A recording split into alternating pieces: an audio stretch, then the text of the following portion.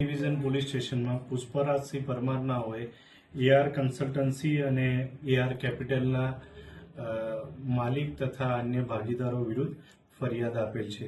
એ ફરિયાદ એવી છે કે રાષ્ટ્રીયકૃત બેંકો અને નાણાકીય સંસ્થાઓ કરતા ઊંચા વળતરની લાલચ આપી અને વિશ્વાસ કરાવી રોકાણકારોના પૈસા રોકેલા, જેમાં 3 થી 10% જેટલું ઊંચું વળતર એમ લોકોને મળશે તેવી હકીકત માટે જાહેરાતો આપી સોશિયલ મીડિયા ઉપર પ્રચાર કરી જે હાલના આરોપીઓ છે એ લોકોએ જાહેરાતો આપેલી.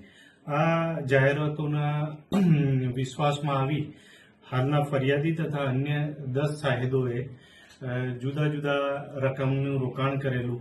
આ કુલ રકમ 3,42,91,000 રૂપિયા થાય છે. અને એ જે ફરિયાદી અને અન્ય સાહેદો છે એમને સાવ સામાન્ય વળતર આપેલું શરૂઆતના તબક્કામાં, અને ત્યારબાદ કોઈ પણ પ્રકારનું વળતર આપેલું નહીં.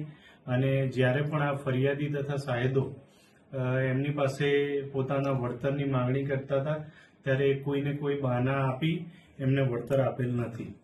હાલ જે આ એઆર કેપિટલ ને એઆર કન્સલ્ટન્સીની જે મુખ્ય ઓફિસ છે સહકારી જીન 4 રસ્તા પાસે, ત્યાં એ બંધ છે અને એના ઘરે પણ આરોપીઓના જે છુપાવાના સ્થળો છે ત્યાં જુદી જુદી ટીમ બનાવી પોલીસ વિભાગ તરફથી કાર્યવાહી કરવામાં આવેલ છે. અત્યાર સુધી ફરિયાદી તથા અન્ય 10 સાહેદો એટલે કુલ 11 જણ પોલીસ સમક્ષ આવેલા છે.